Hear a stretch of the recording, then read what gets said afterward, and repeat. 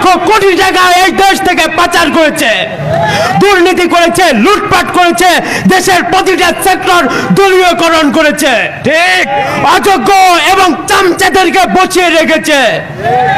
আমাদের সরকারের অন্যতম একটি এজেন্ডা গত 16 বছরে যারা আওয়ামী লীগের সুবিধাভোগী, গত 16 বছরে যারা লুটপাটকারী, গত 16 বছরে যারা দুর্নীতি করেছে, যারা অন্যায় অনিয়ম এবং অপকর্মের সাথে জড়িত, যারা এই স্বৈরাচারের লেসপেন্সার হিসাবে কাজ করেছে, তাদেরকে ছাঁটাই করতে হবে। আমরা দেখতে পাচ্ছি অতি উৎসাহী একটি মহল আমাদেরকে বিতর্কিত করার চেষ্টা করছে।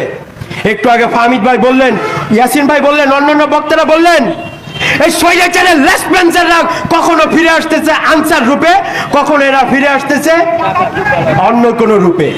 শহীদের রক্ত, আমার ভাইয়ের রক্ত, জনতার রক্ত, আগস্ট ছিঁড়ে এনেছিলাম এবং তারই পথ ধরে আজকে আমরা এখানে দাঁড়িয়েছি। সুতরাং প্রিয় সহযোদ্ধা বন্ধুগণ, আপনারা যারা এই বিপ্লবের সাথে ছিলেন এবং এই বিপ্লবে আমরা দেখেছি প্রত্যেকটা শ্রেণীর মানুষই তারা কিন্তু এই বিপ্লবে অংশগ্রহণ করেছিল। সুতরাং সবাই আমাদের সহযোদ্ধা। তো আমরা স্বাধীনতা অর্জন করেছি আমাদের যে ভাই বোনদের রক্তের বিনিময়ে, আমরা তাদের জন্য দোয়া করব। আর একটা কথা আমি বলতে চাই, আমরা কিন্তু এখনো প্রকৃত স্বাধীনতা অর্জন করতে পারিনি। এখনো কিন্তু বাংলার মাটিতে সেই আওয়ামী স্বৈরাচারী দোসররা এখনো কিন্তু অরাজকতা নৈরাজ্য সৃষ্টি করে যাচ্ছে।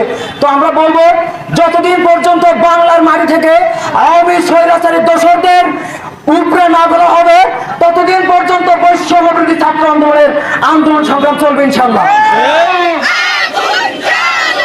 আমার সোনার বাংলায়, আমার সোনার বাংলায়, বিচার বিচার বিচার চাই, হবে না, এই বাংলায় হবে না, এই বাংলায় হবে না, এই বাংলায়